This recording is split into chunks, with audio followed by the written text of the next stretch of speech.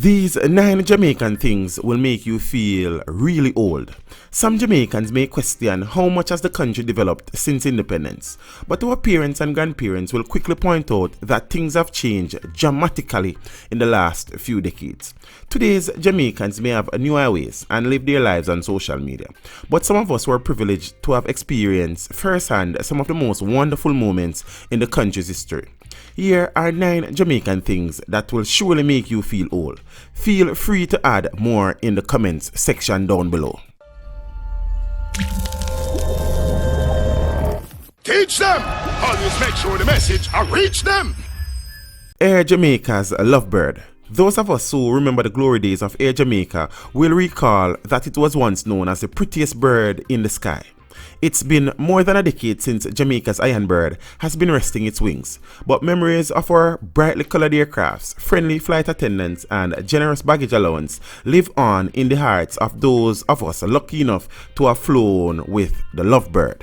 Mr. Wacky and his signature dance. Jamaican dancehall took a new meaning in the early 90s when dancer Bogle, aka Mr. Wacky, introduced his signature dance to Beenie Man's hit song of the same name.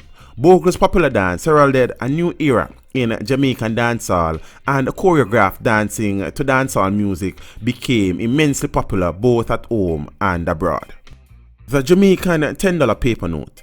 Many young people today probably don't know that the Jamaican $10 was once a paper note. In fact, so was the $2, $5, and $20. The changes to the Jamaican dollar denominations became necessary due to rapid devaluation of the dollar in the early to mid-90s.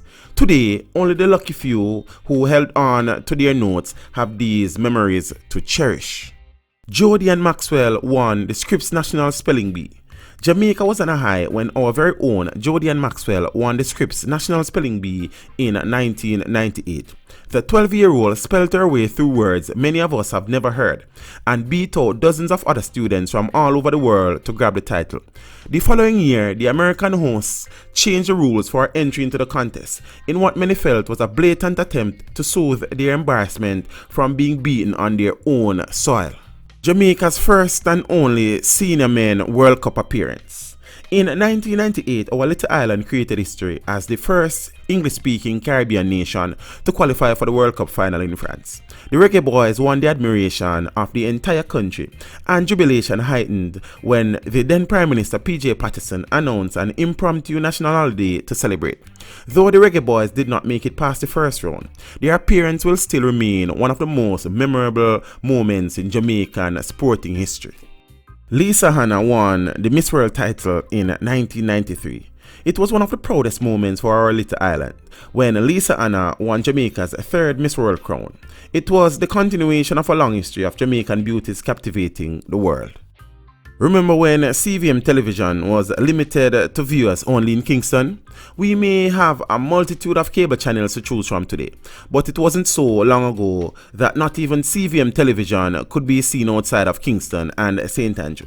The rest of the island had to make do with TVJ before CVM finally expanded its signal reach and the entire island was finally able to access its programming.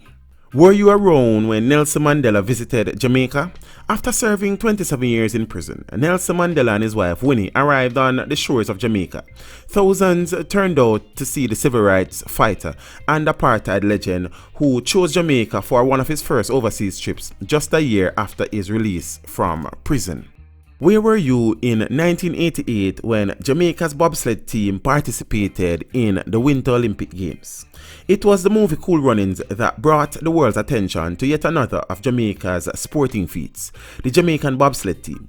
The team made history in 1988 as the first from a tropical country with no snow to enter the Winter Olympic Games being held that year in Calgary, Canada. Though they did not get very far in the competition, the team won the admiration of many, and through the movie, their story continues to be an inspiration throughout the globe. This video was made possible through the continued generosity of my patrons. To become a patron, follow the link in the description below.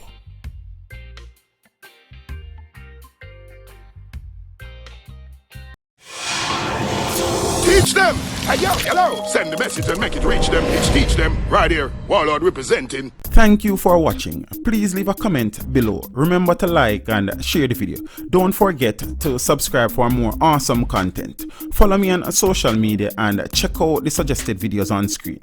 This is Teach saying, until next time, walk good, my friends.